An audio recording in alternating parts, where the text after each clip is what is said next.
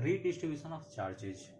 हमने क्या किया है, यहाँ पे दो कंडक्टर ले रखा है, हमने एक को चार्ज दे दिया, बहुत सारा चार्ज दिया, इसकी कैपेसिटी है C1 और इसका पोटेंशियल है V1। एक सेकेंड कैपेसिटर लिया या कंडक्टर लिया, इसको हमने दिया इसकी कैपेसिटी C2 और पोटेंशियल है V2। अब हमने क्या करा, फाइनल सिचुएशन में इन दोनों को एक वायर के साथ अटैच्ड कर दिया।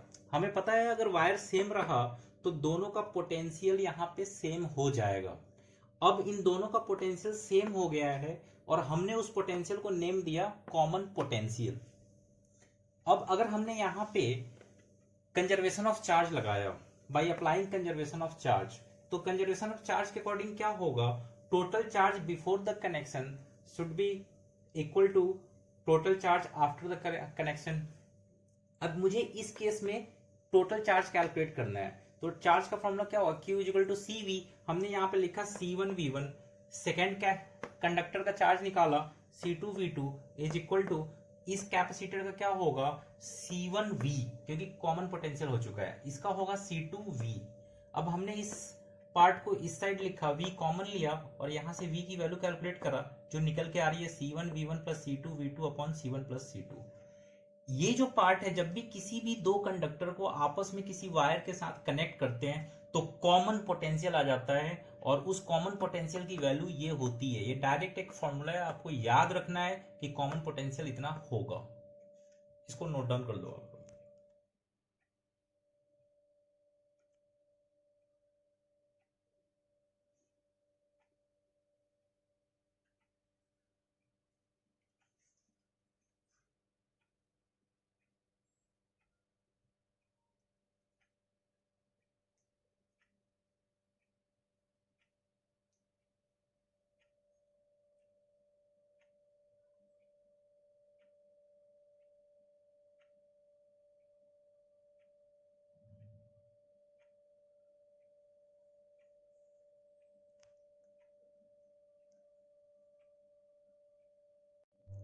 Energy density of an electric field. देखो, दो कैपेसिटर को चार्ज करने पे इनके बीच में एक एनर्जी स्टोर हो जाती है। हमें क्या करना है, हमें इस एनर्जी डेंसिटी को कैलकुलेट करना है। अब इस एनर्जी डेंसिटी को कैसे कैलकुलेट करते हैं, ध्यान देना। एनर्जी स्टोर का फॉर्मूला हमने लास्ट क्लास में डिराइव करा था, Q² अपॉन 2C। हमें पता है यहाँ पे हर प्लेट के पास एक डेंसिटी है सिग्मा, सरफेस चार्ज डेंसिटी। हमने Q की वैल्यू कैलकुलेट करा, sigma is equal to Q by A और Q की वैल्यू आ रही है सिग्मा A। हमने यहाँ पुट कर दिया sigma A the whole square upon 2C। यहाँ C है capacitance of parallel plate capacitor, और आप लोगों को पता है capacitance of parallel plate capacitor will be A epsilon naught by D। ये वैल्यू भी हमने पुट कर दिया। इसको सॉल्व करा, हमारे पास ये पार्ट कैलकुलेट होके आया। अब एक चीज पे आप ध्यान दो, electric field within this plate will be sigma upon epsilon naught. We have calculated sigma E into epsilon naught. हमने यहाँ पे सिग्मा की वैल्यू को पुट कर दिया, यहाँ सिग्मा की वैल्यू पुट करा, इसको सॉल्व करा, हमारे पास ये वैल्यू निकल के बाहर आ रही है। अब एनर्जी डेंसिटी का मीनिंग होता है, डेंसिटी वर्ड का मीनिंग है कि जब भी आप किसी भी क्वांटिटी को वॉल्यूम से डिवाइड करते हो तो उसके आगे डेंसिटी लग जाता है। यहाँ पे एनर्जी डेंसिटी मींस एनर्जी को आपने किससे डिवाइड करा है, वॉल्यूम से डिवाइड करा है। तो energy density is denoted by small you. Small you का मीनिंग हुआ एनर्जी अपॉन वॉल्यूम। यहाँ पे अगर मैं इस प्लेट का वॉल्यूम कैलकुलेट करूं तो area of this plate into thickness, thickness इसकी कितनी है D, तो यहाँ पे मैंने लिखा volume is equal to A into D और U का ये एक्सप्रेशन यहाँ पुट करा, दोनों कैंसिल हो गए और हमारे पास एनर्जी डेंसिटी का फॉर्मूला कैलकुलेट होके आ रहा है हाफ E² एप्सिलॉन नॉट। इसको आप लोग नोट डाउन करो, ये एक डेरिवेशन है, बड़ा इंपॉर्टेंट डेरिवेशन है, ये आपको याद होना चाहिए।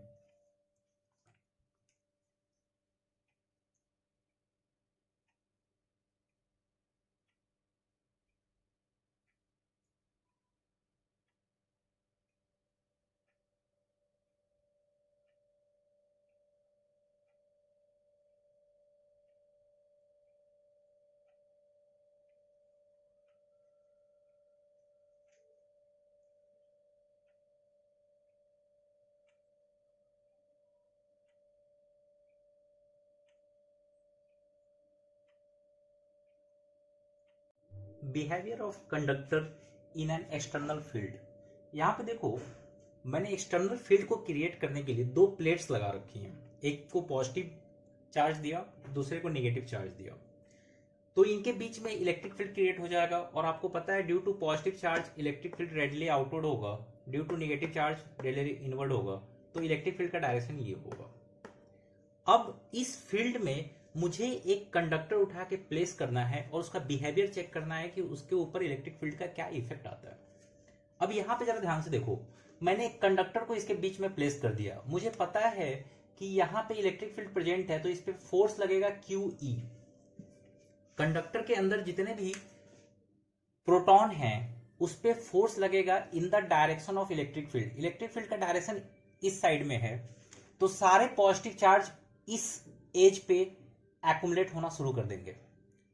अगर मैं F equal to QE electron पे लगा दूं, इलेक्ट्रॉन का नेचर नेगेटिव होता है, तो सारे इलेक्ट्रॉन इस डायरेक्शन में शिफ्ट करना शुरू कर देंगे।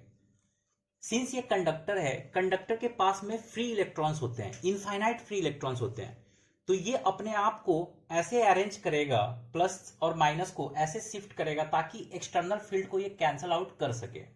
अब यहां पे विद इन द कंडक्टर एक इलेक्ट्रिक फील्ड क्रिएट हुआ जिसका डायरेक्शन लेफ्टवर्ड है। आप देख सकते हो due to positive charge radially outward होगा। इस इलेक्ट्रिक फील्ड को बोलते हैं इंड्यूस्ड इलेक्ट्रिक फील्ड। बाहर में एक एक्सटर्नल फील्ड है जिसको हमने नेम दिया है E0 और अंदर में एक इंड्यूस्ड फील्ड है। इस इंड्यूस्ड फील्ड का मैग्नीट्यूड एक्सटर्नल फील्ड के मैग्नीट्यूड के इक्वल होगा। खुद के अंदर इतने इलेक्ट्रॉन और प्रोटॉन को वो शिफ्ट करेगा ताकि इस फील्ड को ये कैंसल आउट कर सके। अब थर्ड डायग्राम में देखो, जब हमने नेट इलेक्ट्रिक फील्ड कैलकुलेट करा तो एक फील्ड राइटवर्ड था, दूसरा फील्ड लेफ्टवर्ड था, दोनों का मैग्नीट्यूड सेम था, that's why net electric field 0 हो गया। तो कंक्लूजन ये होता है कि किसी भी कंडक्टर को अगर एक्सटर्नल इलेक्ट्रिक फील्ड में डाल दिया जाए तो उसके अंदर नेट इलेक्ट्रिक फील्ड ऑलवेज 0 होगा। तो यहाँ पे कंक्लूजन हमने लिख रखा है, net electric field is 0 inside a common conductor. अभी नेक्स्ट स्लाइड में मैं इसका प्रैक्टिकल एप्लीकेशन लेके दिखाऊंगा कि नेट इलेक्ट्रिक फील्ड 0 होने से हमें क्या एडवांटेज मिलता है। इतना आप नोट डाउन करो।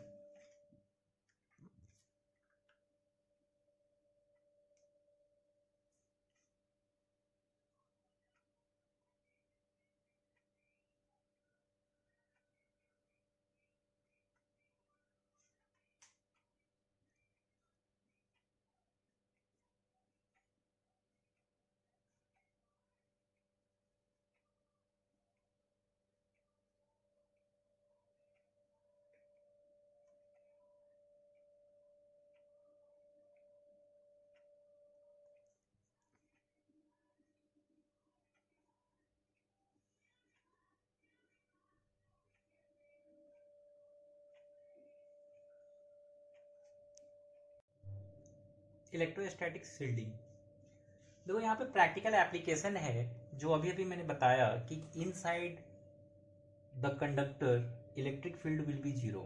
यहाँ पे देखो इसका एग्जाम्पल प्रैक्टिकल एप्लीकेशन कैसे होता है। जैसे जब थंडरिंग होती है, थंडर स्टॉर्म बाय लाइटनिंग, तो जब लाइटनिंग होगी उस टाइम हम ऐसा बोलते हैं कि अगर कोई पर्सन किसी कार के अंदर अगर है तो वो सेफ है। ऐसा क्यों होता है? देखो ये कार बॉडी है, कार बॉडी मेटालिक बॉडी होगी और इसके अंदर कैविटी है, और हमने अभी भी देखा कि जब एक्सटर्नल इलेक्ट्रिक फील्ड वर्क करता है तो कैविटी के अंदर इलेक्ट्रिक फील्ड 0 होता है। जब यहां से लाइटनिंग होगी, चार्ज फ्लो करेगा, उस time inside the car body there will be no electric field, यानी यहाँ पे किसी भी टाइप का चार्ज फ्लो नहीं कर सकता है। इसके अंदर बैठा हुआ जो पर्सन है वो सेफ है। वो चार्ज जब फ्लो करेगा तो मेटालिक बॉडी से होते हुए ग्राउंड को चला जाएगा। बट अगर वही पर्सन किसी ट्री के नीचे है तो चार्ज का डायरेक्ट फ्लो उसकी बॉडी से होता है, ड्यू टू दैट उसकी डेथ हो जाती है। तो यहां पे इलेक्ट्रोस्टैटिक शील्डिंग में हमने सेम कॉन्सेप्ट यूज करा है इसको समझने के लिए। वैसा ही कॉन्सेप्ट यहां पे होता है। हमें पता है जितने भी इलेक्ट्रिकल अप्लायंसेस आती हैं वो सब मैक्सिमम मेटालिक बॉडी के अंदर होती है, जिसके अंदर थोड़ी बहुत कैविटी होती है। वो कैविटी इसलिए रखते हैं ताकि अगर बाहर से कोई एक्सटर्नल इलेक्ट्रिक फील्ड वर्क करे तो वो इस मेटल बॉडी के अंदर ना आ सके और इसके कंपोनेंट्स जो वो सेफ हो सके। जैसे तुमने देखा होगा स्टेबलाइजर जो आता है वो मेटालिक बॉडी उसके ऊपर कवर किया रहता है। इसलिए ताकि उसके अंदर के कंपोनेंट्स खराब ना हो। जब इलेक्ट्रिकल फील्ड जनरेट हो इसके पास में, तो वो इलेक्ट्रिकल फील्ड की वजह से इसको किसी भी टाइप का कोई डिस्टरबेंस क्रिएट ना हो। इसको नोट डाउन कर लो।